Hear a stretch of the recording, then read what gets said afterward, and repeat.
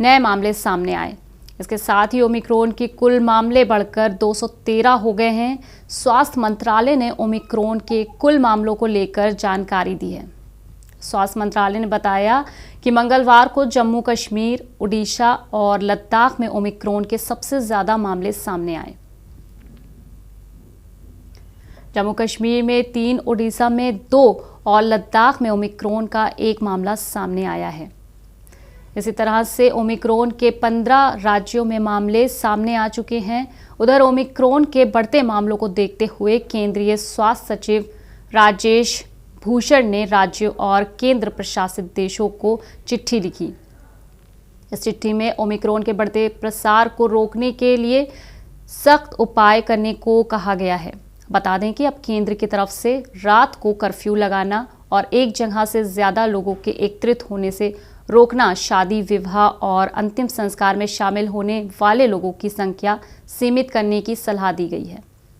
इसके अलावा केंद्र में आपातकालीन संचालन केंद्रों को भी सक्रिय करने की सलाह दी गई है। साथ ही जिला और स्थानीय स्तर पर निगरानी बढ़ाने और जांच में तेजी लाने को भी कहा गया है। साथ ही निजी क्षेत्रों में ज़्यादा संक्रमित मरीज मिलने पर वहां के नमूनों को तुरंत जीनोम सीक्वेंसिंग के लिए प्रयोगशाला को भेजा जाएगा।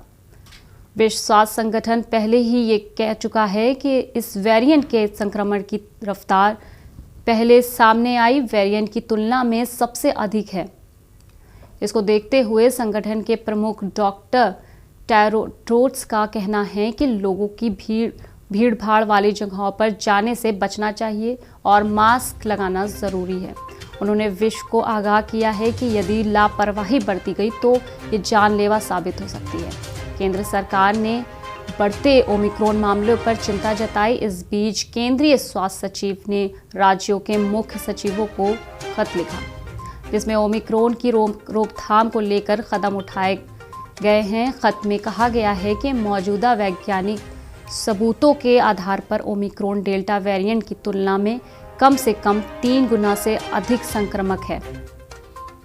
खत में आगे कहा गया है कि जिला स्तर पर कोविड-19 से प्रभावित जनसंख्या, भौगोलिक प्रसार, अस्पताल के बुनियादी ढांचे और कंटेनमेंट जोन की लगातार समीक्षा होनी चाहिए। ये काम जिला स्तर पर भी प्रभावी फैसले लेने का अधिकार होना चाहिए।